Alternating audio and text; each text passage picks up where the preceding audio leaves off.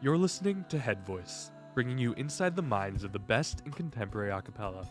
I'm Evan, and this week Charlie Arthur is on the show.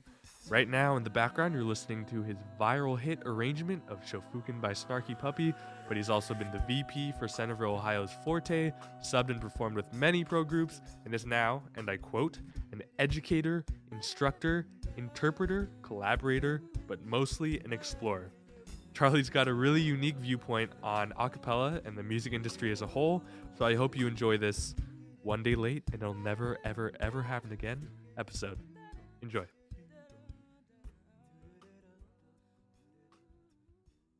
Cool. So for your journey, you have moved out to LA and you are currently living there, correct? Mm-hmm. Yes. So what is it? Was there an opportunity that got you to move out there originally, or did you move and then the opportunity started to come in? Like, what was the catalyst for going out there for you? Yeah, because of institutions like A Cappella Academy, I have had opportunities to visit LA for about a week at a time, about once a week for the last few years. And every time that every moment that I spent in LA, knowing that it was kind of in this vacation, fantastical atmosphere, really helped me grow to love and appreciate what the city has to offer in terms of opportunity and community.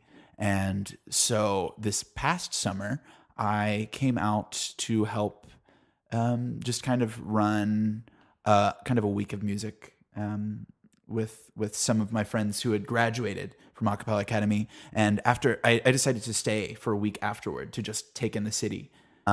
With that last week, I filmed a video with some friends. It was a Snarky Puppy cover.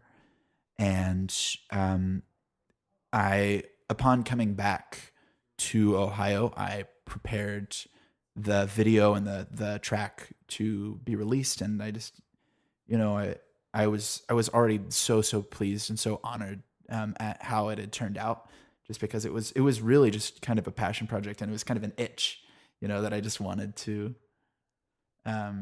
explore, but it was really well received. And so I realized that there is nothing keeping me from making that happen as frequently and as consistently as possible. And there's no idea, or there's no way for me to know what would come of it, but I can guarantee you that nothing will come of it if I don't develop it. And so because of, the community and all of these other things, I was able to place myself. I had worked on a cruise ship for 3 months last year, singing a cappella. And so I had enough money to just kind of stay out here for a few months. And so now that's over, and I'm just kind of keeping myself afloat as the best that I can.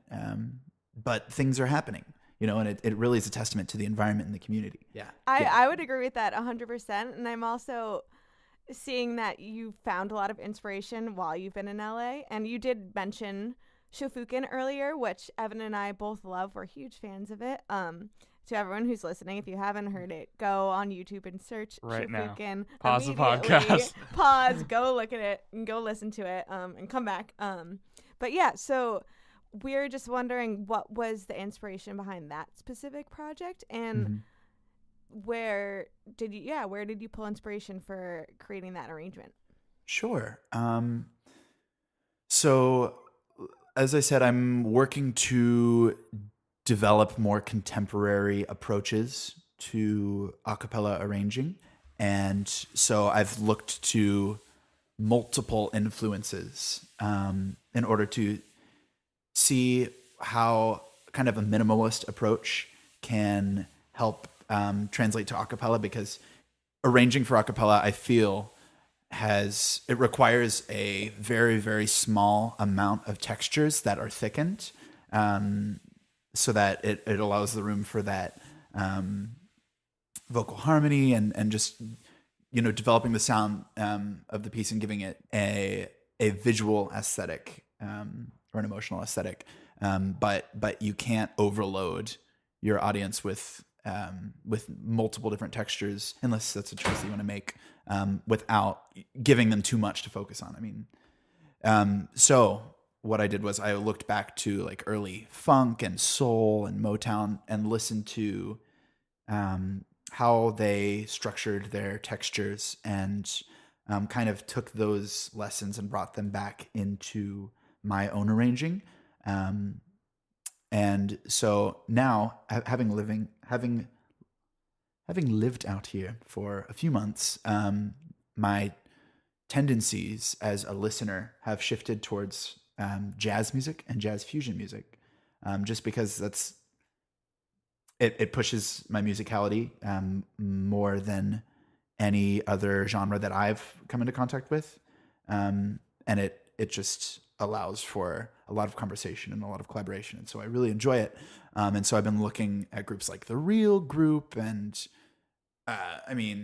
Swingle Singers, Rajatan, Women of the World, just like these crazy out there performers that implement and integrate jazz concepts into their arranging style and truly succeed. But I was trying to figure out who really nails contemporary jazz arranging right now, and who is actually not that anyone is nailing anything more than anyone else. It's just about, who chooses to listen. But Snarky Puppy as a band is receiving a lot of attention and a lot of praise for the level of expertise and finesse and imagination that goes into their compositions. And I had the wonderful fortune of seeing Snarky Puppy live in the summer of 2015 at the Hollywood Bowl. And they performed that song, Shofuken. And we were sitting way at the top, but there was a section of the song, because they have kind of this refrain, I guess, that so it like builds into the outro of the song, and it just kind of brings the piece to its climax. It's like the ba, ba, ba, ba, ba, ba, ba, ba, ba, that guy. And so they played that at the Hollywood Bowl, and all of the textures drop out except for the percussion, and then all of the instrumentalists jump on the vocal parts and sing that line in 2-part harmony and 2 octaves, so it's 4-part kind of. And the audience was getting so engaged and so involved, and all of the singer people around me were just coming up with new harmonies and just really involving themselves with this music. And I feel like, yes, I think Snarky Puppy has a very specific audience, or at least like a very focused audience, but I just don't see that level of play and like passion from an audience perspective. And so I decided to just kind of, as an experiment in arranging, to deconstruct that piece, because like I said, it's right now I'm trying to understand individual textures and how they work together in order to give only what's necessary, so that everyone can focus, the audience can focus on each individual piece. And Snarky Puppy does that really, really well. So I kind of reduced each texture so that it would fit into a 6-person ensemble. And I just spent, a few months just working through the piece and adding my own little moments here and there. So when I was in LA this last summer, and I had stayed the week after, I realized, wait a minute, I may actually be able to pull this together and get people together and record it and make it happen. And so I just reached out to I reached out to the people who I had arranged the song in mind for, the people whose voices I had thought about as I wrote out each individual part. And everyone was on board, and we got together, and we filmed over 2 days. We basically had about a 2.5-hour rehearsal to learn the piece, and just kind of tighten it, doctor it a little bit, and really feel like it was not what was written down on the page, but was instead how we chose to interpret that interpretation. When you were working with these friends and people that you had met, was there how did you make sure, or not make sure, but how did you get them to evoke the certain feeling that you wanted versus just reading it off the paper like you were just saying?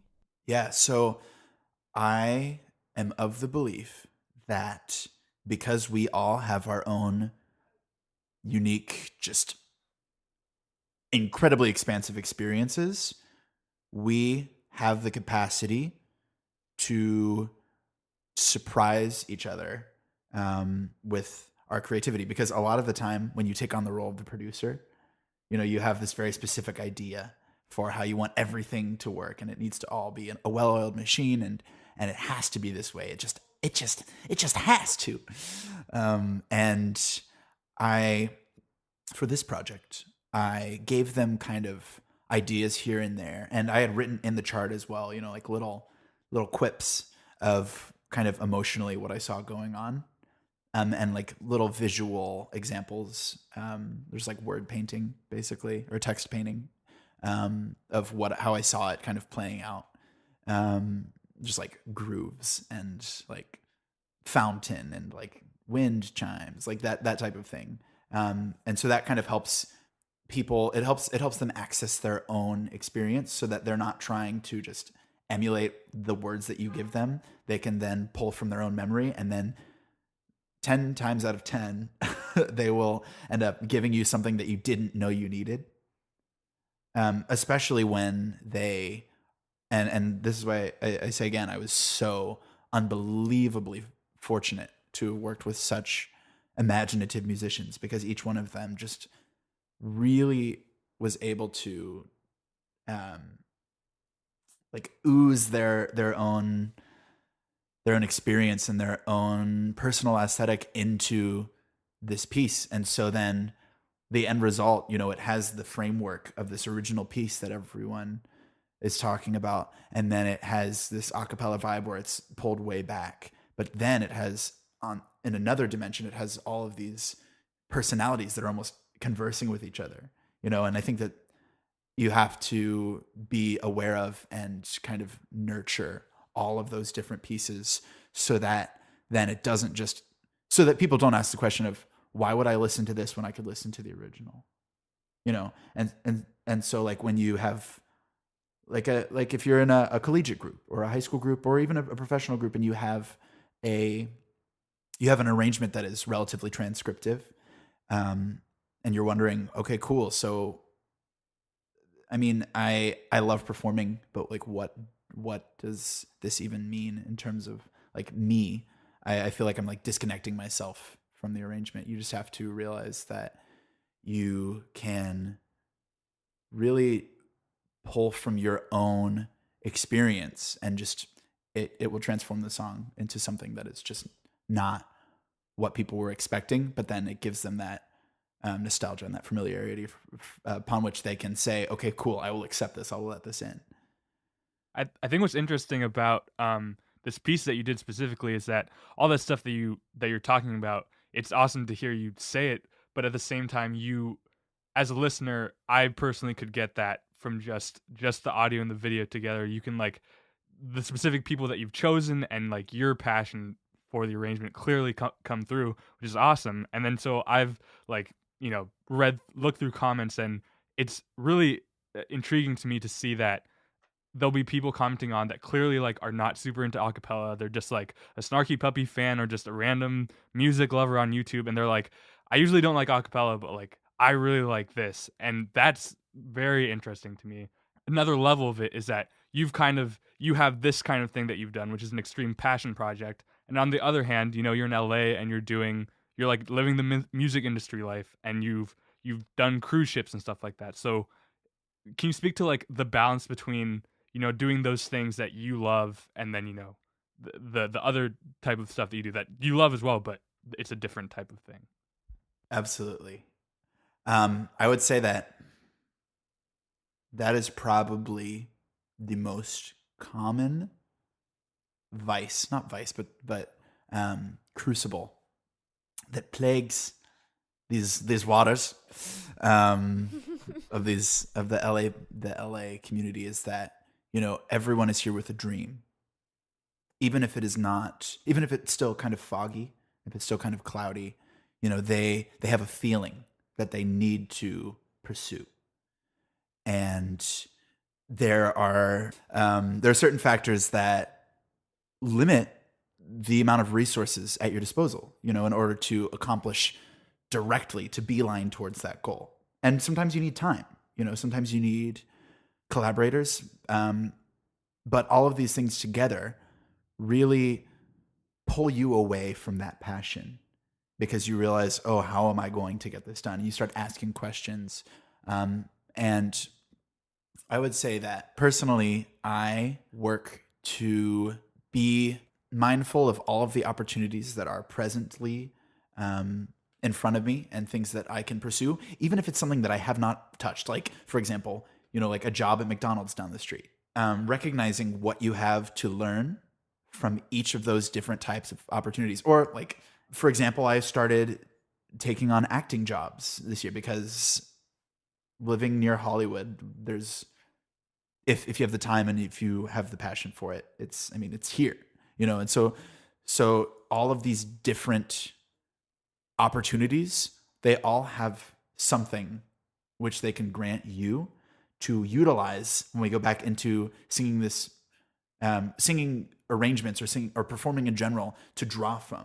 And they all present you with opportunities to connect with people, to learn more about yourself, to learn more about how the world works, to learn more about how this country works, and how it communicates with other economic systems and all of this mess. But it's all by accepting opportunities.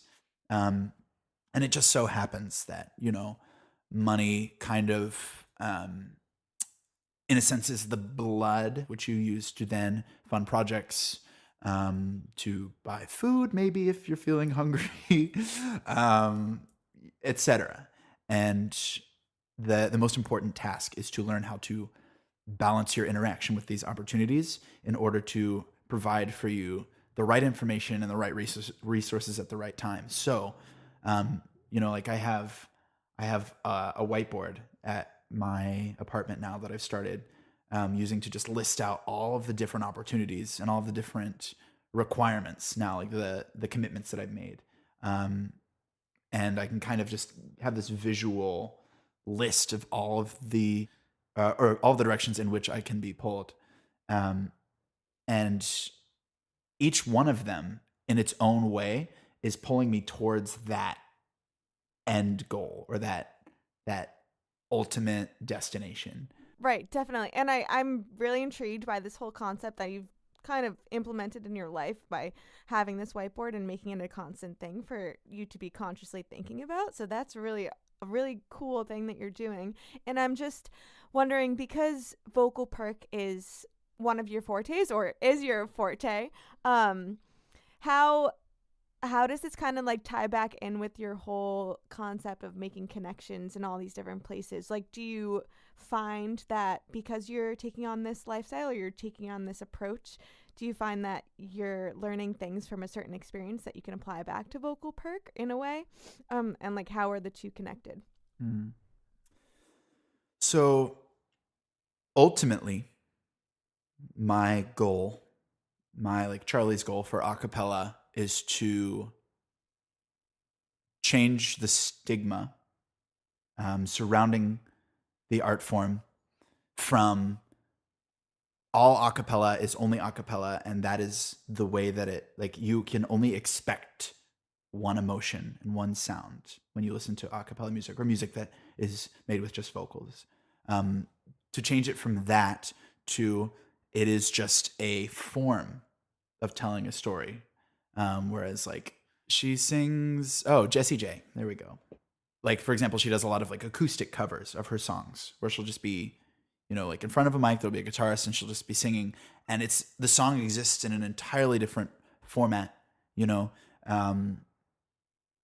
but the listener recognizes that there is an entirely different, but still acceptable and wonderful experience and lesson to be learned from that form of the music, as opposed to the bells and whistles version. And I would say that a cappella is just another example of that. So it could be like, full out plugged versus unplugged, and then you have like unplugged, which is which is a cappella. And I think that as you strip away layers, you find yourself opening up to the people and not just, their voice, but their story. And so that really resonates with me. And I view vocal percussion as an extension of that genre. And I'm, in essence, manipulating my voice or my mouth or these structures in order to better tell that story and fit it into kind of that realm where, because, with how technology is developing, we are finding ways every day to better prepare a cappella music for bigger and better stages in order to put it into that realm. But I think that if it can be developed in a sense of building these connections and building these stories and really just sharing your voice and sharing your experiences with people, that will ultimately bridge that gap. And the way that you said, people were commenting on this video that I made that was not intended to be anything other than a song that I liked in a new art form. The goal was to just completely remove any expectations for what it was going to sound like. Just let it be what it was. Let it be us. And I think that's the beauty of a cappella.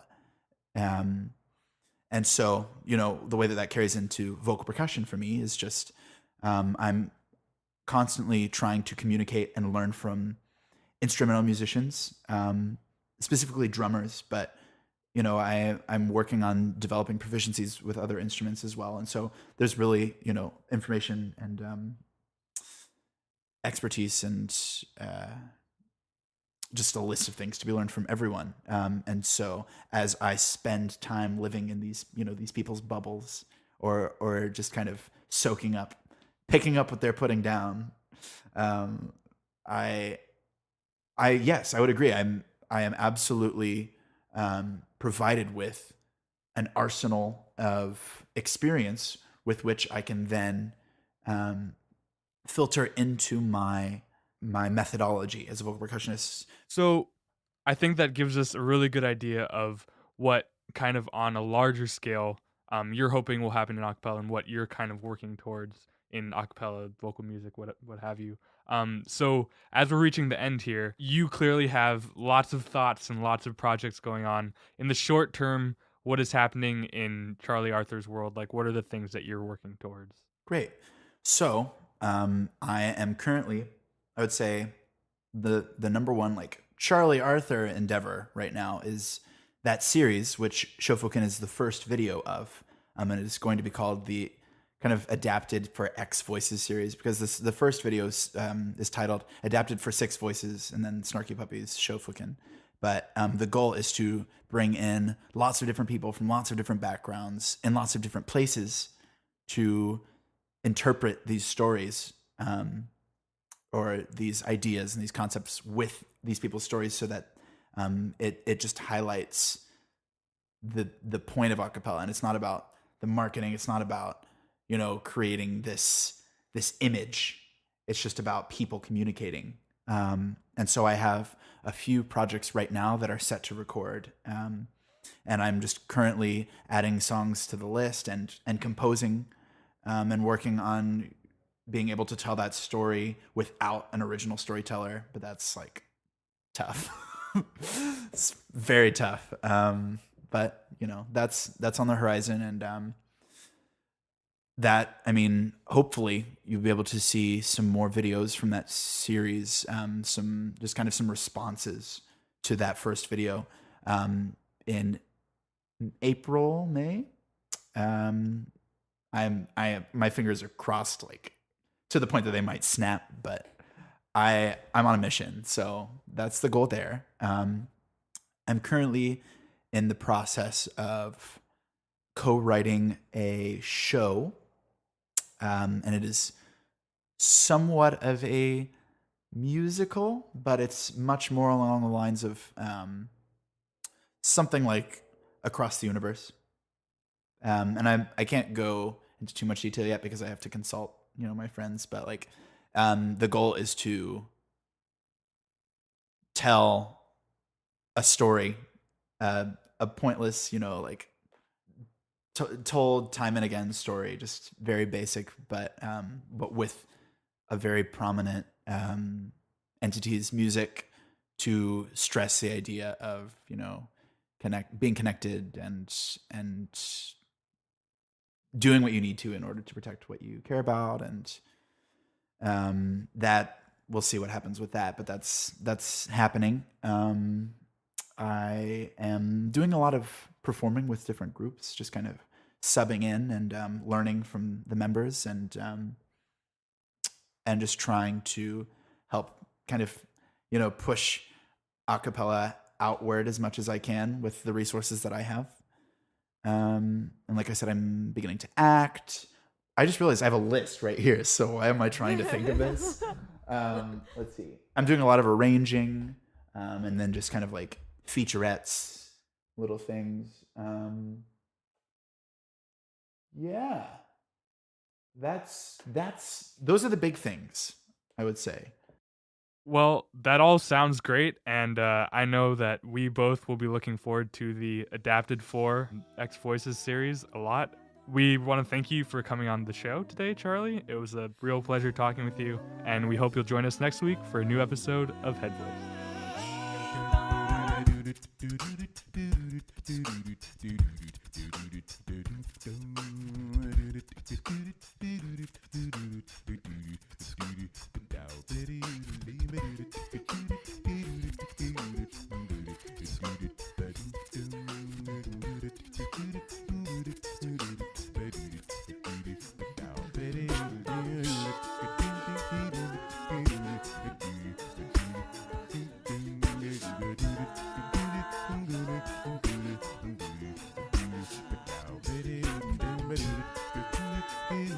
But